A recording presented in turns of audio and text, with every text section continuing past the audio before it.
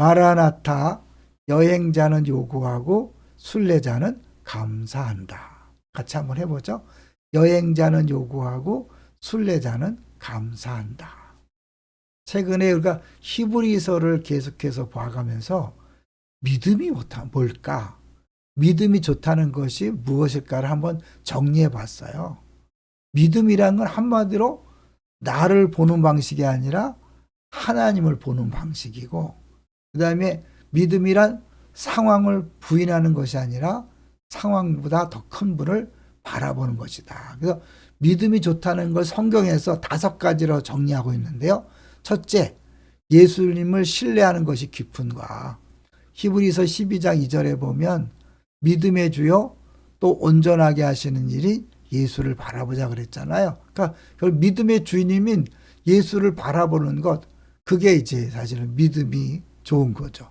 그러니까 결국 그리스도에 대한 신뢰, 예수님에 대한 믿음, 신뢰가 믿음이 좋은 거죠.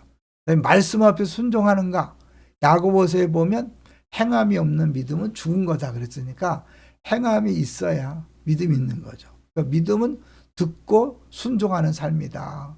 세 번째는 상황보다 하나님을 더 크게 보는가. 로마서 4장 21절에 하나님께서 능히 이루실 줄을 확신했다. 그러니까 사실은 그 아브라함이 현실은 애가 하나도 없지만 하나님께서 아들을 낳을 것이다. 또 하늘의 별보다 크게 많을 것이다. 라는 그 말씀을 믿는 거죠. 현실보다 하나님의 약속, 하나님의 말씀을 신뢰하는 거죠. 네 번째는 자기 중심에서 하나님 중심으로 전환되는 거죠. 내 뜻이 아니라 아버지의 뜻대로. 믿음은 주도권의 전환이라고 하잖아요. 그러니까 사실 우리가 믿음이 좋은 사람은 모든 상황에서 주의 뜻을 생각하니까 요동하지 않죠. 흔들리지 않는 거죠. 5번째, 고난 속에서 버티는 힘이 있는가. 이게 중요하죠. 사실 히브리서를 쓴 목적 자체가 하나님께서 그 고난을 잘 이겨내라고 쓰는 거잖아요. 믿음이란 건 뭐냐면 고난 속에서 버티는 힘이 있는가. 흔들리지 않고 꿋꿋이 버티는가. 주일 설교 제목같이 마음을 지키는가 그런 거죠. 그러니까 믿음은 바라는 것들의 실상인데 관계 렌즈는 버티는 힘을 준다. 관계 렌즈가 뭐냐면 우리가 성경을 볼 때 율법 렌즈로 볼 수 있고 관계 렌즈로 볼 수 있는 거죠.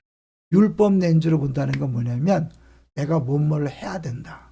내 행위로 하나님의 인정을 받고 그랬을 때 항상 기뻐하라, 쉬지 말고 기도하라, 범사에 감사하라는 절대적으로 불가능한 거죠. 그런데 이걸 관계 렌즈로 볼 때, 다른 말로 복음 렌즈, 관계 렌즈로 보면 항상 기뻐할 수 있고 쉬지 말고 기도할 수 있고 범사에 감사할 수 있는 거죠. 오늘 새벽에도 잠깐 이렇게 말씀드렸지만 제가 그 지구촌 교회 4대 목사님으로 새로 오신 분이 있는데 극동방송에서 그분 설교를 듣다가 내가 감동받아서 다시 이제 극동방송 홈피에 들어가서 그분 설교를 다시 이렇게 들어봤어요. 근데 새벽에도 말씀드린 것처럼 디즈니랜드에 5살짜리를 데리고 아버지가 간다는 그런 것을 설정해 놓고 풀어가는데 아주 좋더라고요. 어쨌든 믿음이 좋다는 것은 뭐예요? 예수님을 더 크게 보는 겁니다. 나의 실패보다 예수님의 용서를 더 크게 보는 것이고 나의 약함보다, 이쪽으로 좀 더 갈게요. 나의 약함보다 예수님의 그거를 나의 약함보다 그분의 능력을 더 크게 보고 미래의 불안보다 그분의 인도하심을 더 크게 보는 것이다. 그러니까 사실은 믿음은요, 상황을 바꾸는 거 아니에요.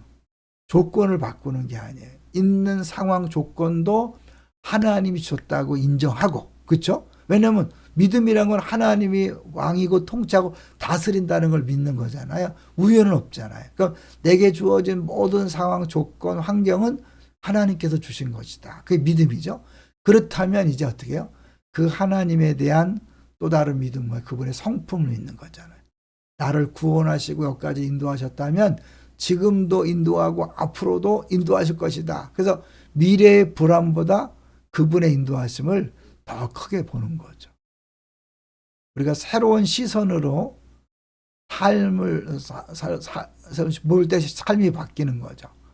하나님 앞에서 안도감과 기쁨을 회복하고 실패에도 도망이 아니라 회개의 회복. 그래서 베드로가 3번 부인했지만 오히려 주님이다 할 때 막 뛰어갔잖아요. 순종이 의무가 아니라 사랑의 응답이다. 이미 사랑받았으니 사랑하는 자답게 산다. 그러니까 어떻게 보면 이 믿음이란 것은 내가 율법 렌즈로 보는 게 아니라 관계 렌즈, 복음 렌즈로 하나님을 보고 나를 보고 내 상황을 보는 거죠. 그래서 믿음은 상황을 보며 줄어들지 않고 하나님을 보며 점점 커진다. 믿음 좋은 사람 뭐예요? 말씀 들으면 움직이는 사람. 믿음 있는 사람, 폭풍 속에서도 하나님을 붙드는 사람. 예수님이 제자들이 풍랑 앞에서 막 벌벌 떨고 그럴 때 너의 믿음이 어디 있느냐고 말했잖아요. 믿음이 없는 자들이라고 하지 않고 너의 믿음이 어디 있느냐. 이미 주어진 믿음을 발휘하라는 거죠. 베드로가 그 무리를 걷다가 폭풍을 봤을 때 빠졌잖아요. 그리고 시선의 문제죠.